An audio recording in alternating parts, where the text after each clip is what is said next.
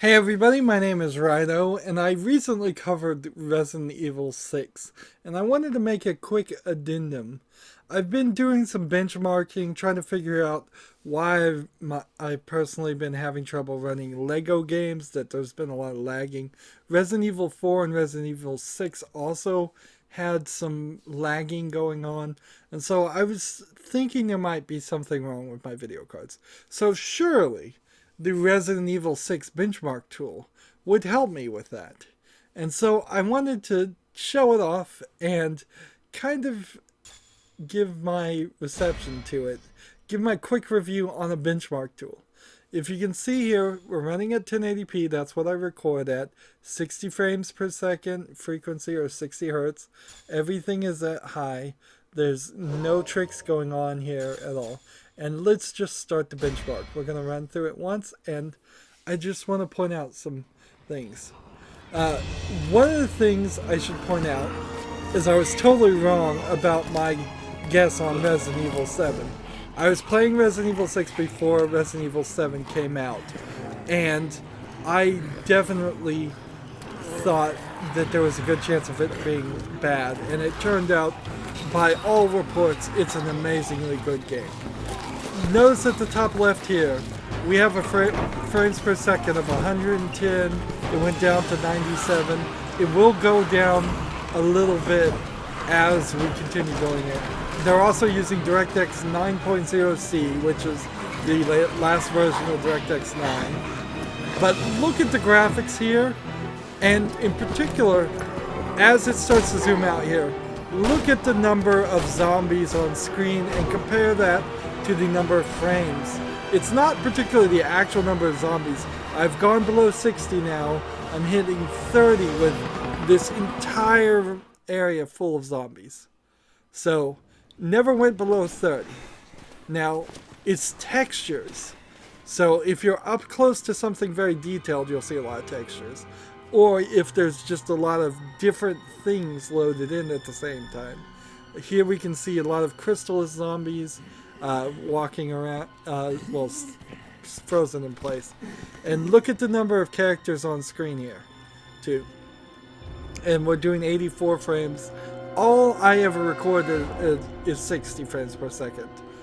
That's pretty much as high as you can go on YouTube anyways. So any extra frames just kind of get thrown out. But you can see here, not really going below 60 very often. But more importantly, I just need to point out, this benchmark is nothing but a joke. It is totally garbage. And you know why? Because there was never more than 20 enemies on the screen at any point in Resident Evil 6. There was never this many enemies on screen. Nowhere close. And Resident Evil 6 ran like garbage on my PC. And yet, here I have a score, which is their made-up number, of 14,812 and a rank S. And this is for an i7-5820 CPU at 3.3 gigahertz, 6 cores, by the way. 12 threads, and an NVIDIA GTX 970, which isn't the best graphic card there is, but it's only running version 7. Look at where we're starting again at 171 frames. It's ridiculous. It just goes on loops, by the way. And if you exit, your score will be lower and you will get that. But look there, I exited, and just by exiting, it gave me a rank C without even finishing it. This benchmark is total theater. That's all it is. It has no reflection on how Resident Evil 6 runs. It should have been perfectly fine to play Resident Evil 6, and it wasn't. It was laggy. It was problematic. It wasn't a good game in the first place, but yeah, it had problems. And they only put out this benchmark tool, I have to think, is because they cynically wanted you to watch the promotional videos. And certainly I could come down here and try to lower the graphics. Let's see just how high you might get it on the lowest settings here. Motion blur off, no anti-aliasing. Like, I think we had anti-aliasing all the way up. And slight lag in the background, by the way, in the menu when that was changing. And see, display frequency here doesn't mean 30 frames per second. There are some times you can get it down to 30 frames if you use some of the odd frequencies. That might have to do with the fact that my computer is on the TV. So 1080p, 30 frames per second. Click OK, change the settings.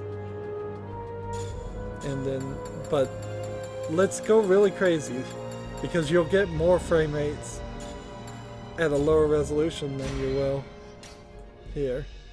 And so hopefully this doesn't look too bad. It actually does look pretty awful.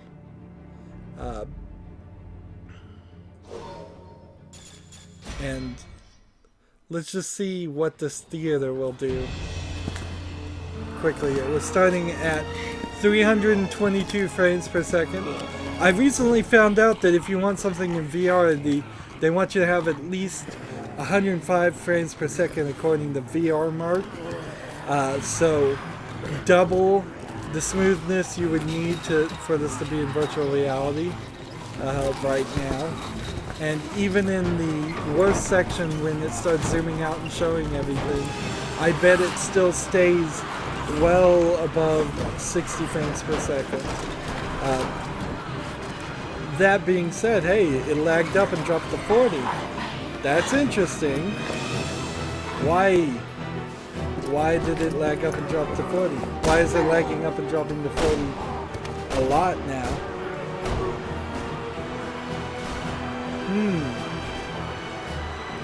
And see, now we're down below 30 when you start zooming out. But it looks awful. And yeah, no explanation there.